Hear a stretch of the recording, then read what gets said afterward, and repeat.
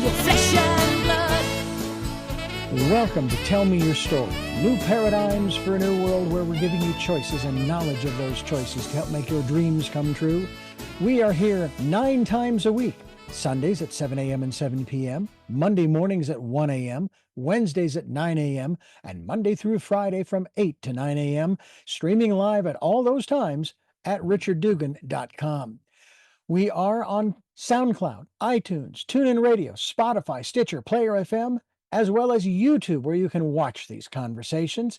I hope that you will take time to subscribe and click notifications so that when a new conversation is posted, you'll be notified and you'll be able to tune in, listen in, and learn, and be entertained and inspired. A reminder that Choices, which is my book, 5 Steps for Life, it's available on Amazon.com in paperback, hardcover, and Kindle with Audible, soon to be released. We also ask that if you can support the work that we are doing financially, we do have a PayPal account. It is there for your security as well as ours. And when they ask for an email address to whom you're sending, please go to richard@richarddugan.com. That's the email address. If you go to richarddugan.com, there is also a link directly to PayPal so that you can send us whatever support you can. And we thank you to those who have helped and to those who will help. We also ask that you take time during this decade of perfect vision, the 2020s, to go within to that quiet, peaceful, calm, still place and listen to that still, small voice. And with that, we now take you to our very special interview and guest here on Tell Me Your Story. And welcome to Tell Me Your Story, New Paradigms for a New World. I am Reverend Dr. D. Richard Dugan, and we are here today. We're going to talk about a whole bunch of good stuff that's going to help you out with our very special guest. She is a nationally licensed mental health counselor and a registered nurse, right up there with my mother when she was working. Denise Schonwald, thank you so much for joining us here on the program. Thank you. It's nice to be here. This is, I would say, if we want to focus on mental health, because you have you're also an author. I should tell folks that you have several books out, including some children's books as well. And one of the ones we're going to focus on, of course, has to do with mental health and wellness, increasing your awareness about mental health and how to live a happier life.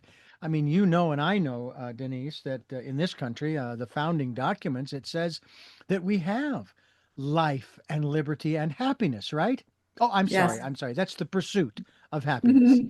Talk That's to the us. goal. That's the goal. That is the goal. I've asked many of my guests, I'll ask you too. Do you think maybe the founding fathers on that one line, the pursuit of happiness, that they knew something or that they understood what we might talk about today in terms of living a happier life? Well, certainly, I think that that's the goal and that's what we try to achieve. But as you know, going through a lifetime, it takes a lot of work. Well, you're going to talk to us a lot about that work that we need to do. And I have to wonder, I'm always doing this, I'm always going backwards in time. As some of the movies and television series and documentaries, and even some of the books that I've read about the history of man in general, has this issue of mental health and wellness, um, I don't want to say been an issue for people in the past, but has it been a problem for them? That may not be a subject like what we're talking about today. Hey, let's see if we can't solve the problem of that.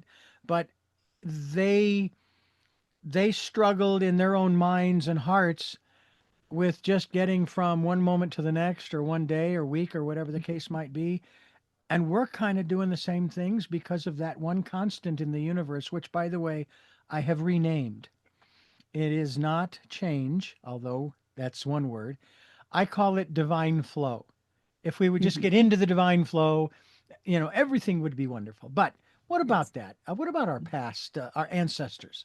Well, I think our ancestors certainly had mental health struggles. I don't think that that's something new. Okay. Certainly, even in my parents' lifetime, that was something that they didn't talk about.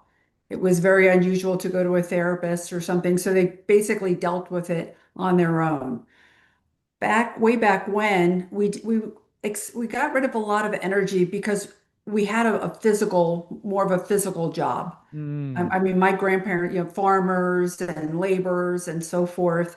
As we've sort of gotten into modern times, we're very much in a technological world. And unfortunately, we're not using as much energy as we had been doing all kinds of physical things. So, what I'm finding is the nervous system is starting to hold a lot of energy, and we're dealing with a lot of worry, stress, fear, which is ultimately taxing us physically. Yeah, and I'm going to be the first one to admit, but not for the first time, that my issues of or specifically of high blood sugar, the one of the ingredients for resolving it, because it is resolvable, it's nothing that has to be permanent, pardon me, is exercise. And I Mhm. have in the last, I'll say 10 years, become more sedentary in the job. Pardon me. I will sit on a Monday from 9 a.m. until almost 3 p.m., either producing live shows, recording shows for air later, and so forth. And it isn't until 3 o'clock that I can actually get up, go outside, maybe walk across the street to get something for lunch, which is now 3 o'clock, and so forth. Until I was 38 years of age, I bicycled everywhere. I lived in Phoenix, and I Mhm. bicycled everywhere. And I drank a lot of sodas, but I never had any problems with blood sugar Yes. because I was exercising, because I was moving around. No, Yes. not But the case. imagine how much energy it takes just to sort of sit still and produce an interview and so forth. I mean, so the mind is and the nervous system is very, very much stimulated, yet physically we're not getting rid of any energy.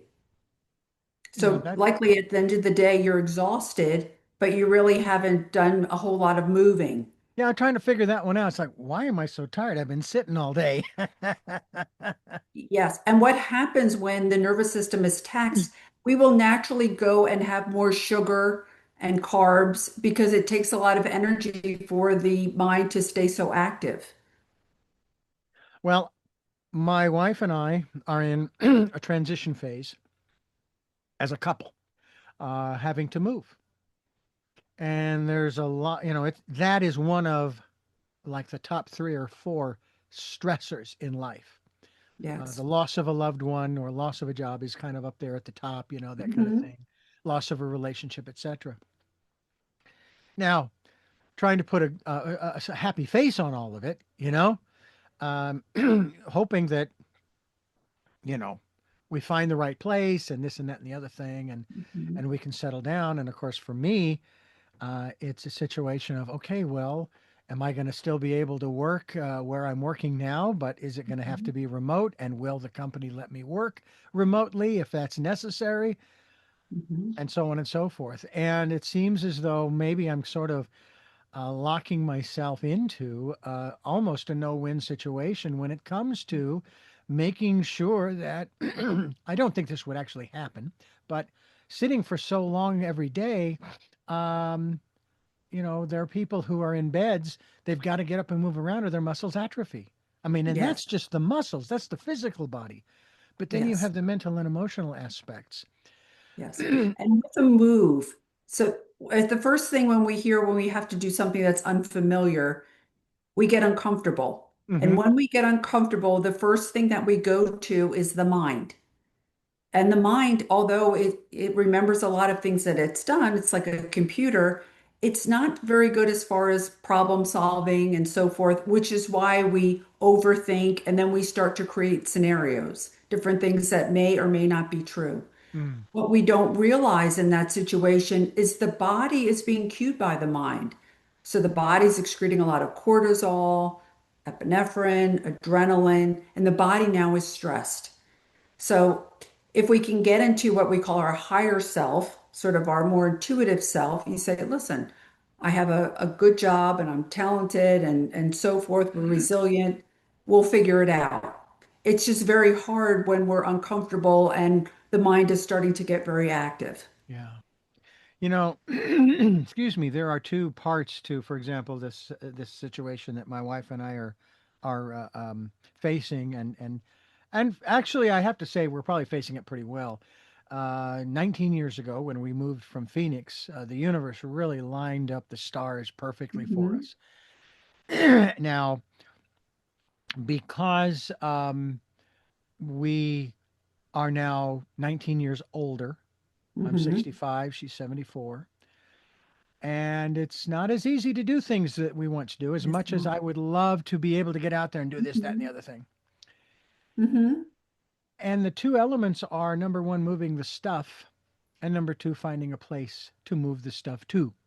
Now, Yes. back in 2006, I found a place, and I found it on a website, and the gentleman allowed us to. He held it for us for 2 months, which I thought was just Hmm. so gracious. And once we did that, I was able to actually find the moving company that my wife's father owned to move us back Hmm. here. It's her Hmm. hometown. And here we are, 19 years later, almost 20. I found the same moving company. And I'm going, Hmm. guess what? I don't have to move the stuff out of the house. They do. And I don't have to move Yes. the stuff into our new place, wherever it is. They do. So that saves me Hmm. a lot of wear and tear. However, I still have to do some of the packing and then this and then that and then Sure. the Sure. other. But Locating a place. truthfully, it'll all work out. Yeah, oh, and you know what? Hmm. One of my guests, you may agree with this too. One of my guests said, when you're facing challenges like that, and I like the word challenges rather than problems or issues, Hmm.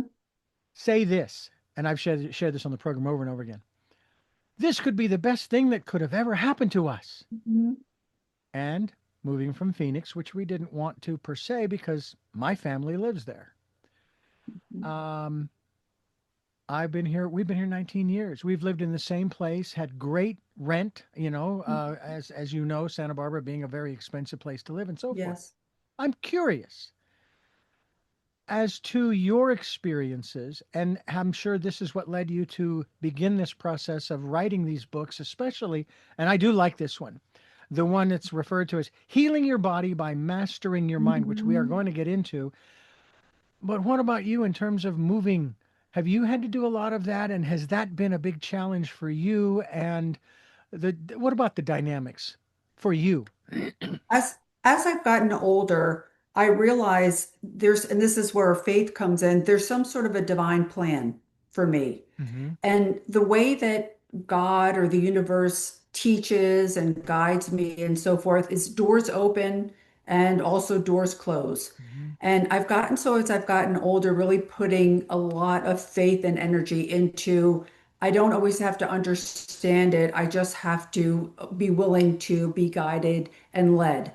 And that sort of has taken a lot of the sting out of some of the bumps and curves of life because I realized that I don't think, the God or the universe is trying to harm me, but certainly there's a lot of teaching that needs to be done. Yeah. And so in my practice, certainly I started off in my career as a critical care nurse. And as I got a little older and no longer felt like I was physically able to do that, mental health opened up. At the time, that meant 5 more years of schooling. So it was, sort of a daunting task. But now that I've shifted into this role, it seems like this is where I'm meant to be. Mm. So that sort of helps with the fear and the stress and the worry. I call it concern for me personally. I will freely admit too, I've had some sleepless nights Yes. because I haven't nailed those specific two elements down. Yeah. And That's then the all of mind. yeah, exactly. So let's talk about Mhm. the mind. It doesn't have to be mine, although if you want to use mine, go right ahead. Mhm. um, I do believe that by making the shift wherever it is we're going from where we are, that it's going to change my metabolism, it's going to change my body, it's going to change the stress levels, which means it's Yes. possible my blood sugar could drop back down to normal all on its own. It can. I think a lot of times we fail to realize the body is a very sophisticated machine, Oh, yeah. and at all times it's trying to balance. And so, but what we don't realize, or maybe some of us don't realize, it's being cued by the mind. The mind is sort of telling the body what it needs to do. Hmm. Sometimes that works against each other because we'll be in the grocery store and we have a panic attack because now all of a sudden the mind is miscuing the body and the body is panicking for no reason. Mm. So you're right. The body will try to constantly stay into balance, but unless we get the mind aligned, it's not likely going to occur. These are also where addictions start to creep in. Many times the mind is really stressed, the body is sort of wearing down, and then the mind goes to something for ease that's usually not so healthy. Mm. So this is where we see alcohol and overeating and various addictions or attachments sort of start to creep in. We are talking with Denise Schonwald, and she is the author of a number of books, but she is a nationally licensed healthcare professional as well as registered nurse. And we're going to continue our conversation as we continue here on Tell Me Your Story. I'm Reverend Dr. D. Richard Dugan, and Denise Schonwald's my guest, deniseschonwald.com, and I'm going to confirm that with you. That is the correct website.com Mhm. Yes. with your name. Works out really well, I must say. That's DeniseSchonwald. And we are talking about really finding ways in our current conversation to stay focused. Now you brought up, and I'm glad you did, this aspect of faith. And faith is part of many of the philosophies around the world. That's what I Mhm. refer to them as. Yes. From your perspective, what is it and why is it a central point, or at least a crucial part of this process of having, I don't know, getting the mind to behave or having a Mhm. good mental health and awareness and positioning in one's life? Mhm.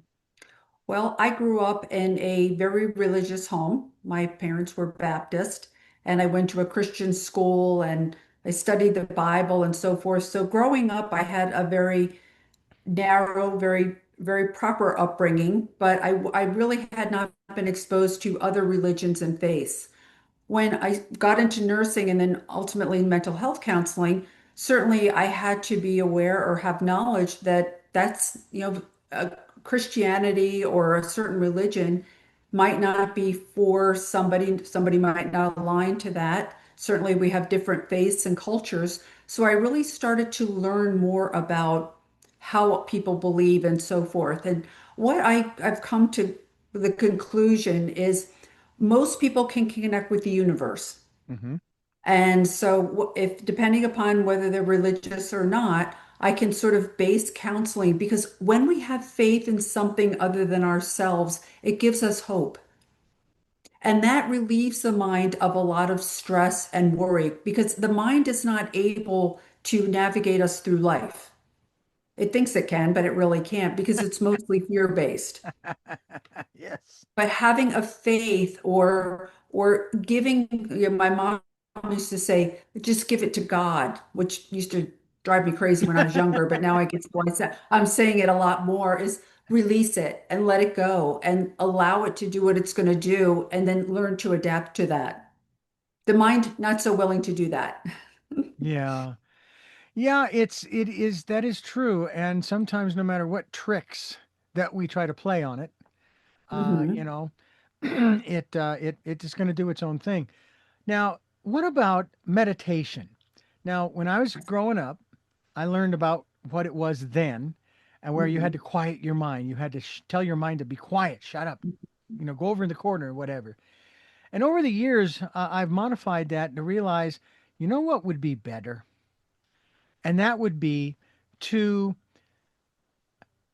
tell your mind, as it's sort of a child, a little child, look, I want to go spend some time with the still small voice. I want to meditate. I want to just kind of chill out, relax. And I'll tell you what, I'm not going to tell you to stay out here.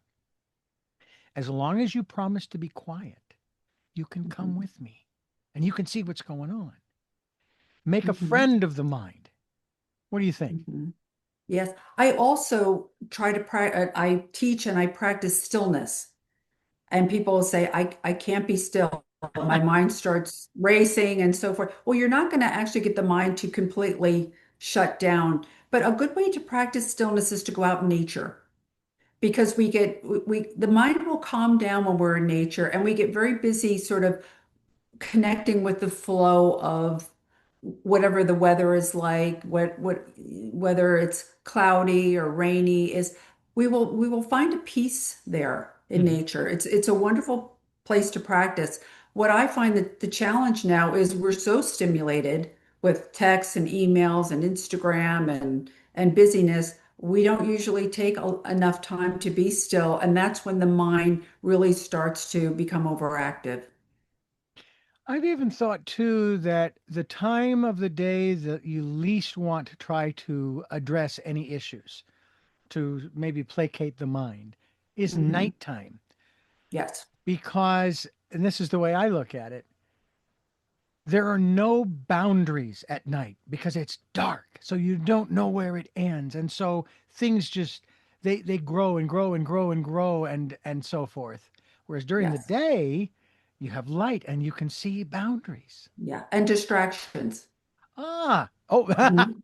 very Yes. good. So you're busy during the day doing things, and then you get into bed and trying to go from your sympathetic nervous system, being very busy and task oriented, to your parasympathetic. You're trying to relax, you're trying to go to sleep. And that's when the mind, a lot of times, will sort of become very active and say, well, hold on a second. We need to worry about this and what about that and so forth, which is why a lot of people have such difficulty sleeping. Or they Mm. wake up many times during the night and they'll say, as soon as I wake up, I start worrying about this or that. And unfortunately, it's very hard on the body when the body doesn't get sleep. As a critical care nurse, I've seen people go psychotic from not having enough sleep. Wow. Wow. I was thinking about this just a few moments ago when you were talking about, excuse me, being a critical care nurse. My late former mother-in-law was an what Nick, neonatal Mhm. intensive care Yeah, nurse, the little babies. Yes. and she was great. I mean, Mhm. nothing seemed to rattle her at home, let alone on the job. Mhm. And I wish I had asked her this question, almost from a perspective of, what the hell were you thinking? That's hard. That's hard. Mhm. But Yes. I'm guessing that you and you just Mhm. have that temperament to handle critical care people and issues and situations, right? Mhm. I will tell you, most of life is not a life or death emergency. The mind would tell us differently because we tend to take any little thing that happens and we make a catastrophe out of it. The truth of the matter with critical care is when we're in a life or death situation, you do the best you can with it. Hmm. I mean, we feel like we have control and we know all the medicines to give and that's true, but you basically really don't know the outcome. You just do the best you can and you have to sort of allow whatever's going to happen. What? This is, I don't know if it's necessarily off the beaten path. And now, if I can remember the question that was in my head. Mhm. See, the universe asks the questions. I'm just along for the ride. And if the universe pulls the question, I don't have anything to ask, but I'm curious too. My own mind is asking questions. And let's talk a little bit about this, going back to the mental health issue. By the way, I like the fact that nobody is making references in public service announcements, on interview programs, or in the news about mental illness. They're talking Yes, about mental health and wellness. yes. Now, they may address the various challenges mentally that we Hmm. have, but Hmm. they're really trying to help people through. Yes. And it seems as though, as you sort of described earlier, this is nothing new. what we're No. dealing with in terms of how we perceive things, whatever they may be. Mhm. The events are irrelevant. It's our perception of whatever the event is that we see. It is. And what I have seen happening, I'm seeing a lot of mental struggles with children younger and younger. And I honestly believe that that's because they're too stimulated. Mm, We've gotten to the point where we're just constantly on the go, on the go, on the go. And what I'm seeing with children, we're seeing a lot of anger, a lot of anxiety. And the counter to anxiety is procrastination and being chronically exhausted. So these are things that we see, I see a lot in the teenagers. Teenagers should have enough energy for, three or four people, and yet a lot of them are really struggling with procrastination and depression, mm. sadly. Denise Schonwald is my guest, and we are talking about, currently, we're talking, of course, about the aspect or the subjects that I'm sure are contained in the book, Healing Your Body by Mastering Your Mind. And we will continue our conversation here on Tell Me Your Story. I'm Richard Dugan along with Denise Schonwald, and we talked about, of course, the one increment that is, I think, really important, and that is the aspect of faith and Mhm. taking time, as we promote on this program, taking time to go within to that quiet, peaceful, calm, still place and listen to that still small voice during this decade of perfect vision, the 2020s. And the first year, of course, 2020 was the year thereof.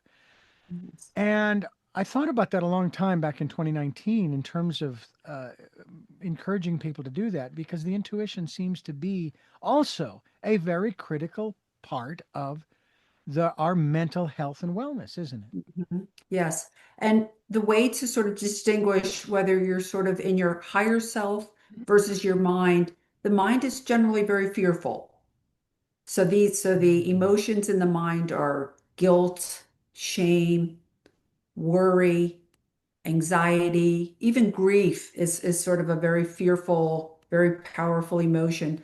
More of the intuition or your higher self, willingness, which is a wonderful energy that I get when people first come to counseling, usually, hope, faith, gratitude, love, joy. These are very high vibrational energies, and I think of these as more of what I envision God to be, more godly energies, more universal energies.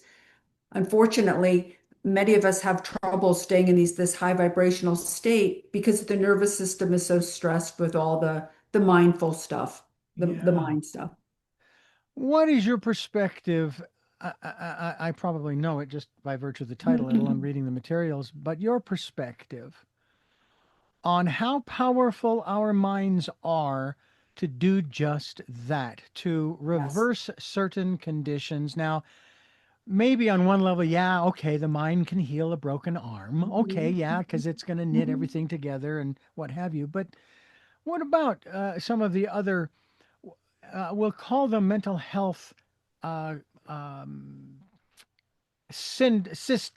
problems, challenges, etc., Mhm. that you were just talking to, and how powerful is that mind that we have? Well, that's a great question. When I was working as an ICU nurse, so I was in critical care, I have seen patients will themselves to die, and I've seen them will themselves to live. It was absolutely it was something that I just could not imagine. Certainly, a lot of people now will want to do something or they have a goal and they create a vision board. This is because the mind is incredibly powerful. People can imagine something, they can visualize something, and they can actually manifest something. The mind is just incredibly powerful. And the challenge with the mind too is when we get attached to an addiction, very, very difficult to break.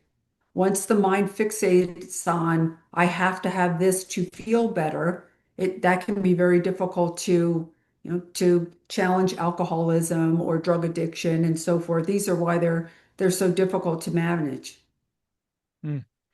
Well, I know that for myself, and I don't know if there are any tests that one can take uh, to to determine where they are on the scale or the spectrum, Hmm. etc.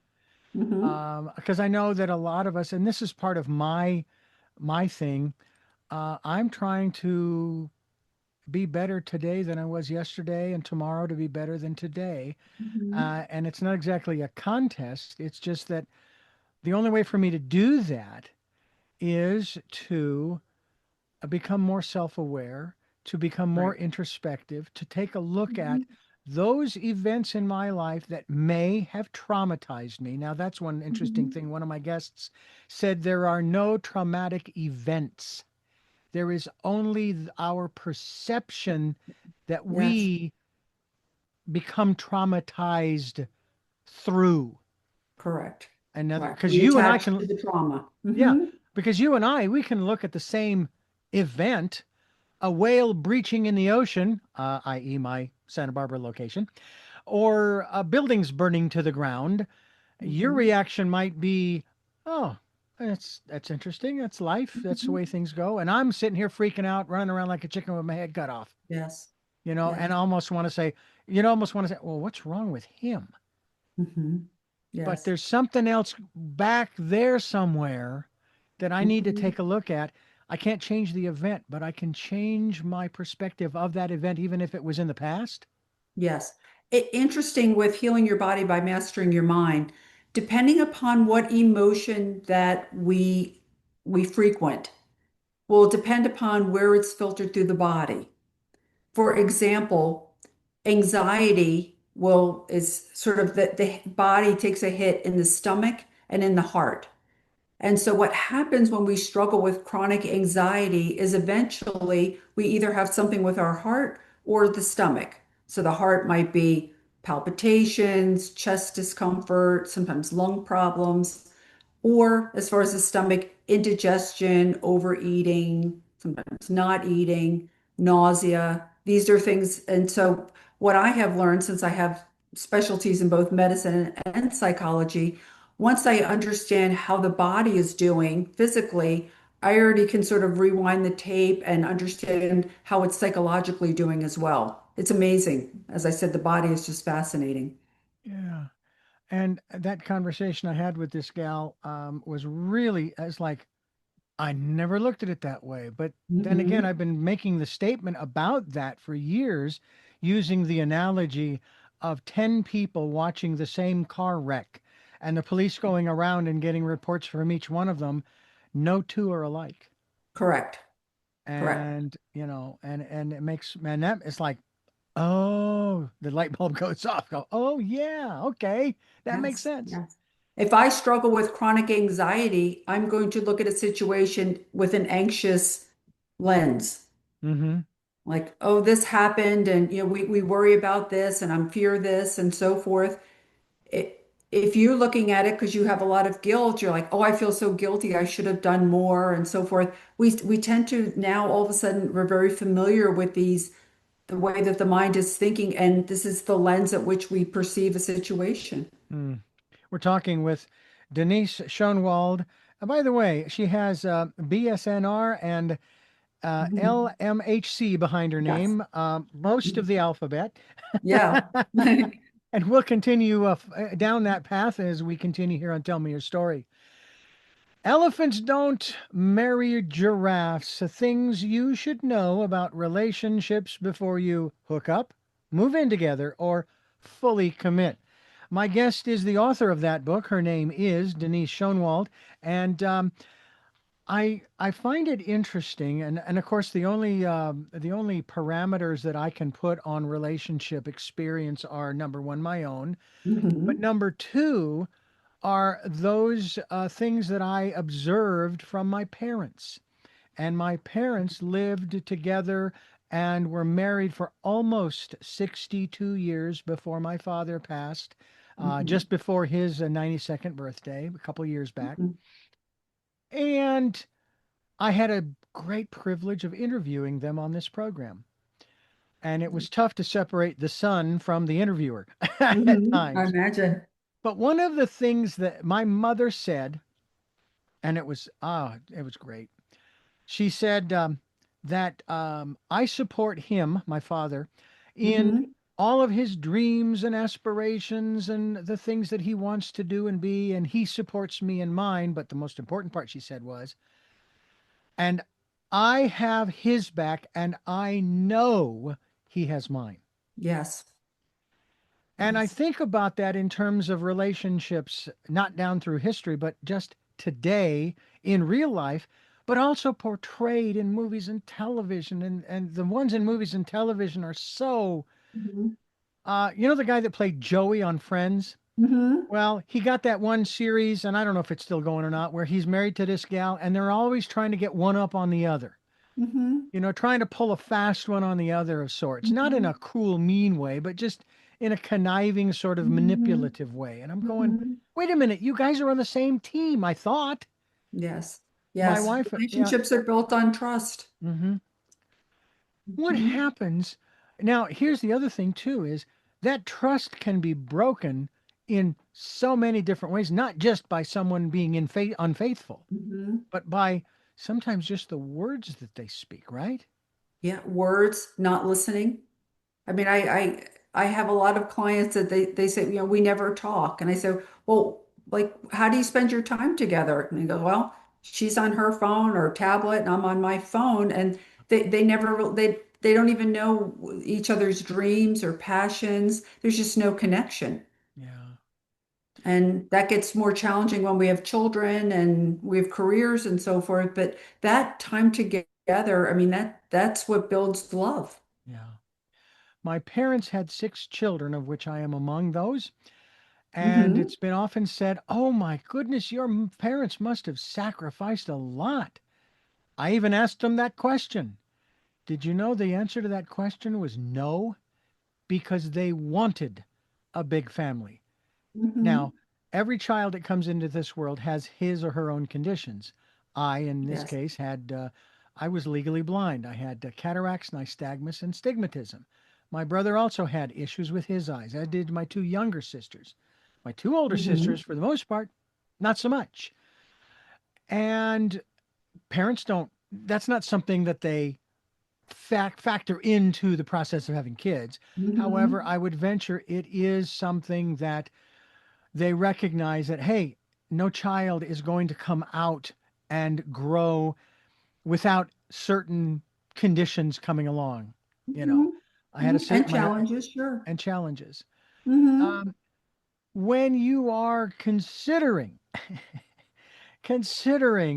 um, this process of hooking up or moving in or committing Hmm. fully and so forth, and you start planning out your future with this person. And again, Hmm. that's great. Plans are great and God's laughing, as the old saying goes. Hmm.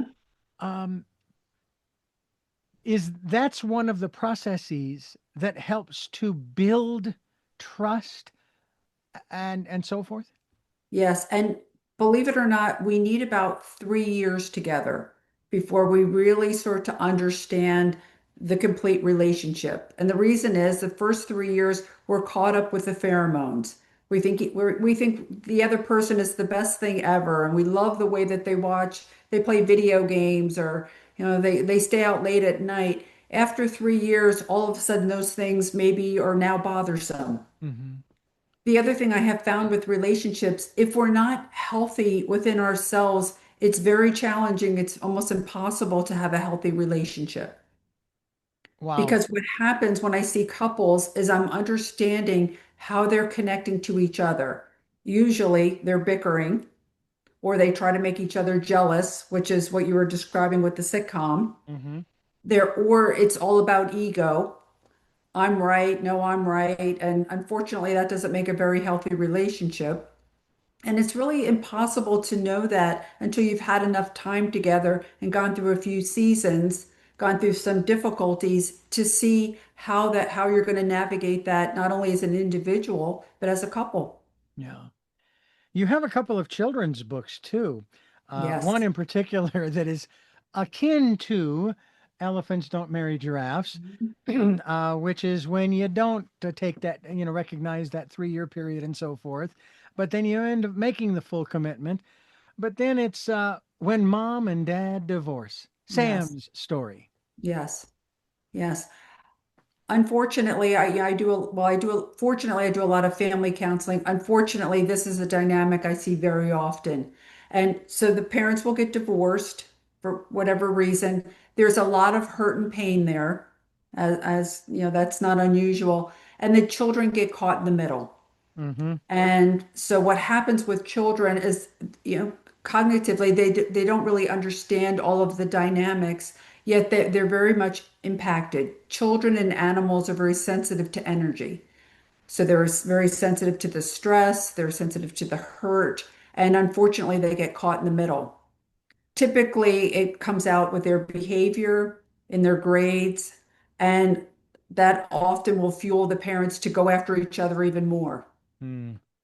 That's So, really unfortunate too. And then, of course, the kids may end up generating their own traumatic perspectives of all of that, yes. blaming themselves, et cetera, that then carries into adulthood in their relationships. And then when the Yes. relationships fail, or they go their separate ways, is a better way to put it. Um, Hmm. the individual then blames themselves because they're still blaming themselves for their parents' Yes. breakup. Yes. Or what they've been modeled as a relationship has not been healthy. Yeah. And unfortunately, many grow up and they repeat the same pattern. Mhm. We're going This to is come where back. counseling can really be helpful. What kind of counseling? As families are going through this transition to come in and do some family counseling, because when I could work with both parents, which I sort of portrayed in the book, I can sort of help navigate and mitigate some of the tension and so forth, and hopefully get them to come on the other side in a more healthier manner. Well, Denise Schonwald is the website, deniseschonwald.com. We certainly hope you'll go there to connect with her and get some assistance, some support, and so forth, and maybe even some counseling, whether it's for you alone or as couples. I'm sure that there are ways of doing that as we are living in the 21st century. Not quite the Jetsons, I was so hoping. But nonetheless, we've got the technologies, and we'll continue talking about the other side of divorce as we continue here on Tell Me Your Story. Tell Me Your Story is the name of the program. New paradigms for a new world, giving you choices and knowledge of those choices to help make your dreams come true. You have another book, Denise Schonwald, about getting back to happy. Now, we touched on happy a little while ago, but you Yes. have this wonderful little children's book. Tell us about that.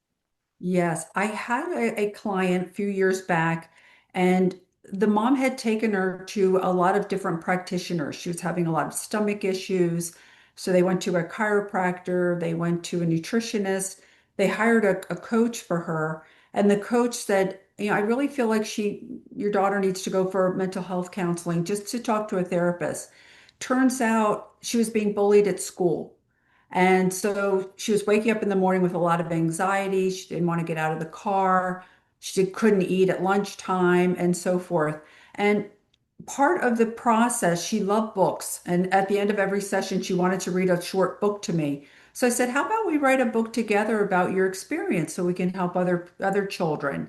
And she was all in on that. She turned out to be very difficult to write children's book with because she had a very strong opinion, but we navigated through it. And she told her story. And this is not an unusual story. She was around 7 at the time, 6, 7, 8, something like that.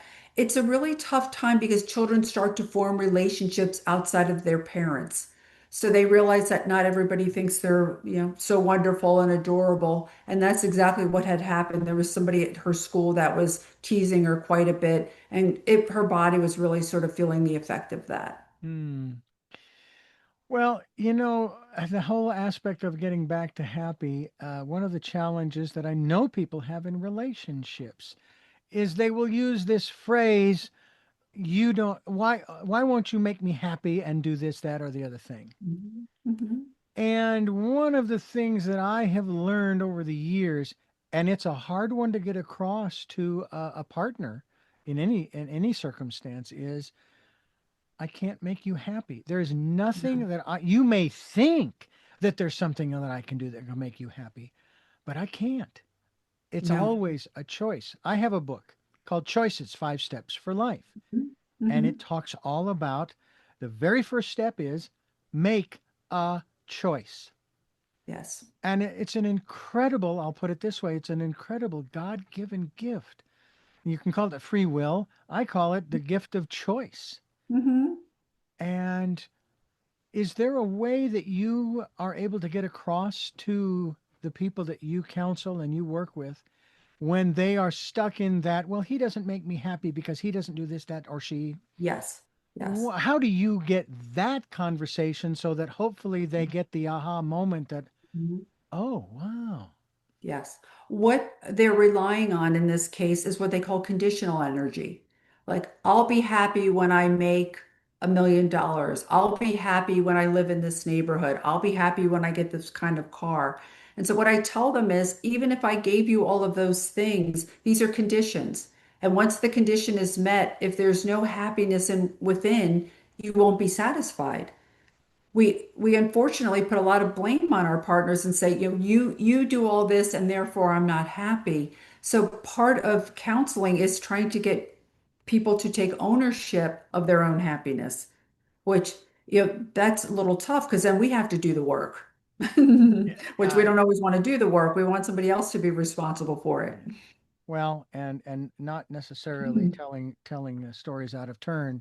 My first wife, a totally blind woman, was angry at the world because the world would not conform to her Mhm. and her blindness.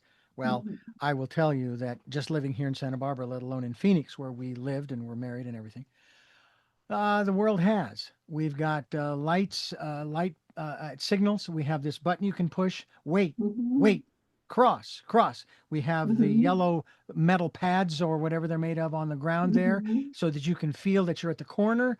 And that's just a very small aspect of how the world is trying to make it easier for those who do not have great vision. Mhm. And I was one of them, but I was even with legal blindness, I was bicycling all over Phoenix, Mhm. having a great time.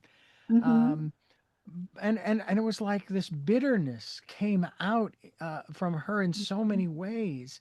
Mhm. And I was told about certain examples, and I said, yeah, I know, and there's nothing I can do about it because that's the way she is, which is part of the way why we went our separate ways. I just couldn't. Mhm. I couldn't. I'm an optimistic, fun-loving, exciting guy. I want to get out and do things and meet people and have conversations. Yes. Bitterness and resentment are very pulling energies. Yeah. And so people feel it's exhausting. Drama people are it's a very pulling energy. And so Yeah. what we know when we're sometimes around this for long periods of time is it's just so exhausting and depleting that if we're healthy, we're not going to stay in a relationship, or if it's a job, we're going to hopefully move on. If not, it'll just sort of take us down and we'll attach with the same bitterness and resentment, which is Yeah. also not healthy. This is just how energy works. And believe it or not, this may sound a little strange. Believe it or not, Denise, I think that same example you've used exists with associates and the distance further between peoples, even to the people that we see in the media, our religious leaders, our politicians, our Mhm. educators. And unfortunately, there are so many of them in the public eye who they come across so bitter. Matter of fact, I often wonder if these people, even if their muscles have atrophied so much that they can't smile anymore. Mhm. It's like, what is it that is making you so unhappy? Yes. I'm not saying you have to change. Don't get me wrong. You stay exactly the way you are. At least it'll help me to understand why you look like you've been sucking on a green persimmons for a week. Mhm. That kind of thing. Mhm. Any And suggestion? Go ahead. I was going to say, and many people just get so committed to their careers. I see this all the time, particularly with people like CFOs and CEOs and so forth, that becomes their life. And unfortunately, it's a grind. I mean, any sort of profession, I mean, you're constantly giving and doing and trying to work and achieve. What they lack is balance when there's no rest and restoration. I mean, they're not restoring. So therefore, they just sort of get this steady state of anxiety, worry, and stress. And that comes across, even if you don't know that person, you can feel it. It's very instinctual that they're not happy and so forth. Now that brings up an interesting subject, picking up on the vibe or Hmm. vibrations of someone or a situation, which leads me back to what we talked about earlier, tapping into one's intuition to Hmm. make sense of that vibe. Is that something I want to pursue or do Yes. I want to get further away from it? Hmm. It's, believe it or not, I used it quite a bit in critical care nursing, just sort of instinctual knowing. And I Mhm. use it very much so in mental health counseling, particularly with couples. You know, what Mm. they say and the vibe that I'm getting are sometimes two totally different things. Have you ever said to a couple or even just two individuals in a relationship, and it may not be romantic, it's just maybe brother, sister, or good friends? I mean, I had a good friend. I knew him for 53 years. He's since passed. I miss him a lot, but we had so much fun together. I can't cry over his departure because we had so much fun in this life. It was great. But in Hmm. grade school, my mother had given me this brand new winter coat. Believe it or not, we actually wore winter coats in Phoenix back then in the Hmm. 60s. And it got ripped, and I blamed him. And the next thing you know, we're finding ourselves in the principal's office. Hmm. And the principal is befuddled because he knows how close our relationship had been up to that moment. He says, Hmm. I don't understand. You guys are best friends, and so on and so on and so on. And eventually, of course, things got patched up, and we went on to associate and be together and have fun together. Hmm. We even took a road trip. Now, there's a test of a relationship. Hmm. Taking a road trip. Hmm. Um, there was a counselor. He had this. It was called the Maximum Marriage Seminar, and I can't remember the man's name. He was a minister, Hmm. and he was talking about this situation. We had this couple in his office, and she was just reaming a new one of her husband, who was sitting right there, and he's cowering in his chair. And he finally stopped the woman, and he says, "Look, you guys want to repair this? You guys want to get back on track? You want to start showing love towards one another? I'm going to tell you who needs to start." And he looked at both of them and said, "You do." And I think about that in any situation where we're complaining about how we're the victim and it's somebody else. And Hmm. no, we're not going to do that because they're not doing it. Hmm. And I use the example of cleaning your house. I mean, do you clean your house based upon whether or not your neighbors clean their house or because you would like to have a nice, clean place to live? Hmm. Yes. So What we I have have to start. found, what I have found with children, developmentally, they're not so great at regulating their emotions. Hmm. That's why they have a temper tantrum and they throw themselves on the floor in the grocery store. But what I've also realized, and you gave a good example of that, is one minute they're mad at each other and they're never going to speak, and the next minute they're out there throwing a football. So Yeah. that's how quickly they can resolve, and all of a sudden they're now best friends. Yeah. Unfortunately, if we don't really learn how to regulate our emotions, we go into adulthood and we have difficulty with it, Mm. temper, road rage, and so forth. We quickly become the victim because we can't regulate our emotions. And unfortunately, what we put out comes back. Mm. I see it a lot in relationships where neither one of them can regulate their emotions. And this is now how their dynamic is. Yeah. Certainly not healthy. It's uh, what I find interesting is too that we haven't learned how to um, put up boundaries, appropriate True. boundaries.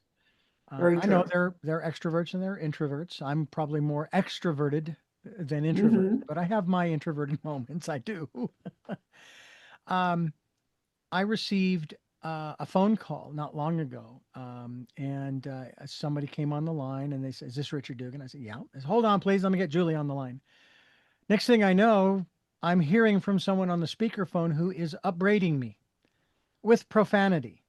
I tried to break in, couldn't, and I just hung up. I said, I don't need to be spoken Hmm. this way. No way. Next thing you know, I get an email from the same person with the same diatribe minus the profanity. And then a few hours later, I get one final email, basically with the same stuff and the final statement, which I still haven't figured out why. just another anti Semitic.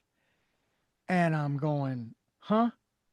Well, I shared this with someone and they said, oh man, you must really feel hurt. And I said, no, I don't feel hurt at all because it's not mine. I don't own it. And Hmm. I understand that something is going on inside this other person. And Hmm. I just happen to be the punching bag and I refuse to be Yes. the punching bag. And someone Yes. said, oh, you put up very good boundaries in that situation. We don't do that though in this country, in this world, especially with social media. When I Hmm. hear people talking about how they're getting bullied online, I'm going, then turn it off. Hmm. Delete the account, unsubscribe. Don't sit there and watch it.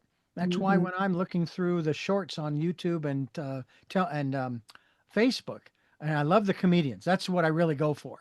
And Hmm. all of a sudden, a politician pops up. I scroll right past. I don't care. Hmm. Go away. I want to laugh. I want to be happy. Yes. I do the same thing with my books. I publish them from love and compassion and to help others. And whether somebody throws it in the garbage or they put it on their fireplace mantle, it's okay. You have to go back to intention. And certainly if somebody had a problem with something you did or said, they could call and have a conversation. Like I'm Yeah. not exactly sure, or I was a little bit of, whatever, but to unfortunately, it's a lot of hurt and pain coming out and then Yeah. consequently got projected onto you. Yeah. And a matter of fact, that last statement that this person made in the email, I shared that with someone. Oh man, you ought to take that to the cops. You've got a lawsuit right there. And I'm going, let me just explain something to you. Do I want to move on with my life and be happy, or do I want to get waylaid and have to deal with this kind of energy Yeah, for the yeah, next God knows how many years? No, yeah, I'm letting it go. It's not yes, mine. yes, Yeah, yeah. yeah. Well, Any other very books wise. that you have coming out? No, just stopped writing for a while, doing other things, and I work very closely with law enforcement and correctional officers, trying to bring mental health to the forefront. So I've been speaking, podcasts, interviews. It's just doing a little something different for a while. Yeah.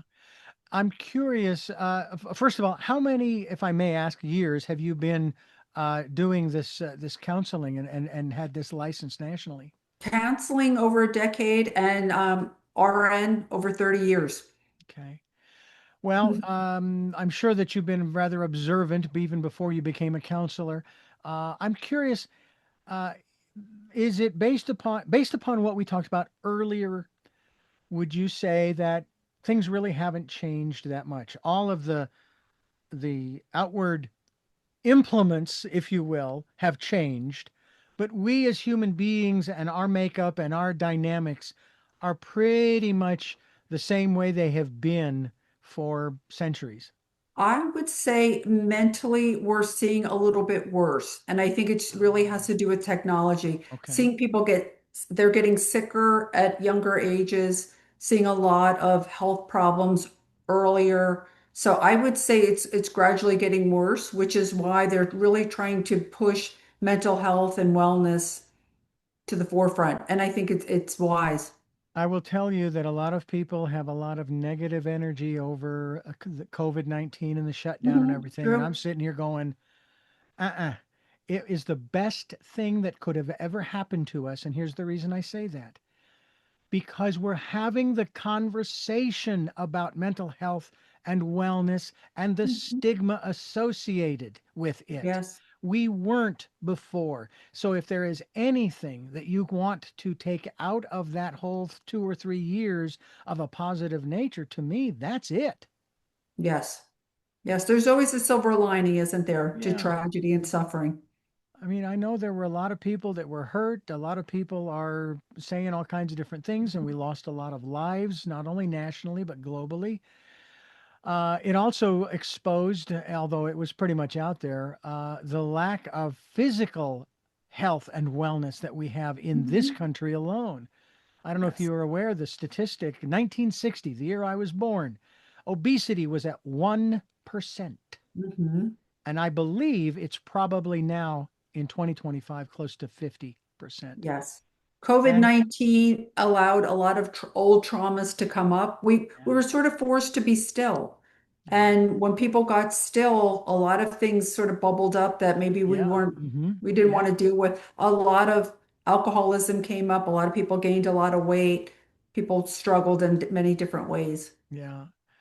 What is the most positive thing you think, aside from what we've just discussed, and if that's what it is, fine, that you came out of that I'm going to say 3 year period starting in 2020 with? Well, there's a lot of things that I think I came out with. One, I think anytime we have a trauma, and I would say COVID-19 was very traumatic for us, I think it gives us some time to stop and redefine and prioritize what's important to us.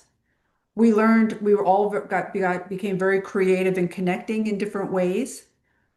Obviously spent a lot of time at home. People were Mhm. baking more. They were selling out of bicycles. People were biking and walking more. So, although it was a terrible time and I don't wish to repeat it, it really sort of, when I came through it, I really had a lot of gratefulness, Yeah, for going out to a restaurant, for being able to go get my hair done. And so it really sort of helped me prioritize what's meaningful to me. yeah. Me too on both those counts. Mhm. Well, Denise, this has been a fascinating conversation. You have some great materials available, books through your website, Denise Schonwald.com. Will be linked to that website so that people can go there and find out more about you and the work you're doing, order some of your books. How many, if any, of your books are in Audible format? Healing Your Body by Mastering Your Mind is. But if people would like to visit my website at deniseshonwald.com and email me, I'd be happy to send them a book as my gift for listening today. Oh, wonderful, wonderful. Well, we certainly hope, folks, that you will go to deniseshonwald.com. As I said, will be linked there. Denise, I thank you so much for what you have been doing and are doing.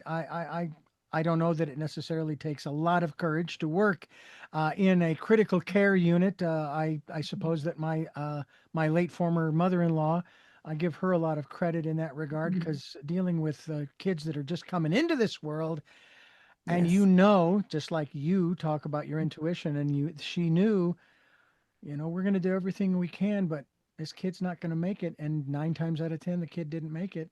Yes. And I mean, that's some big heart that she and you have. Mhm. Thank you. I do have three final questions that I'd like to ask you before I wrap up. I Sure. ask all of my guests those questions, but Good. first, I want to thank you for listening to and watching Tell Me Your Story, New Paradigms for a New World. We're giving you choices and knowledge of those choices to help make your dreams come true. We are here on Sundays at 7 a.m. and 7 p.m., Monday mornings at 1 a.m., Wednesdays at 9 a.m., and Monday through Friday from 8 to 9 a.m. And we're streaming live at those times at richarddugan.com. We are also podcasting on SoundCloud, iTunes, TuneIn Radio, Spotify, Stitcher, Player FM, Blueberry, iHeartRadio, Amazon Music, and many other locations, and YouTube, where you can watch these conversations, get a little closer, so to speak. We hope you'll subscribe and click notification. We also ask that you pick up a copy of my book, Choices 5 Steps for Life. It is available in hardcover, paperback, Kindle, with Audible, soon to be released. And if you'd like to leave us a tip, we would be gratefully appreciative. We have a PayPal account. It is there for your security as well as ours. And we also ask once again that you take some time during this decade of perfect vision to spend some time in that quiet, peaceful, calm, still place and listen to that still small voice. To our first question, to our very special guest, who is Denise Schonwald? Denise Schonwald has many facets. I'm a nurse, I'm a therapist, I'm a mom, I'm a wife, I'm a friend, and I hope to be an advocate for mental health. What is it that gets you up in the morning? I feel like my purpose is to help others heal, to educate and to guide, and that truly gives me a lot of fulfillment. Mm. And finally, what was your best day? That's a tough one.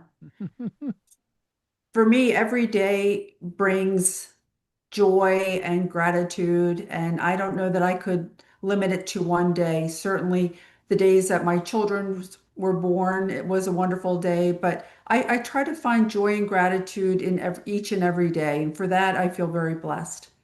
Well, once again, we thank you for joining us and helping us to make this a better place for everyone. And until our next broadcast, podcast, videocast of Tell Me Your Story, love to Lal. Jeanette, I am still listening. Dad, continue to be happy because I am. Smokey, I will see you on the other side. Mike, thanks for being in my life. And to my dear friend Zorro, aho, aho.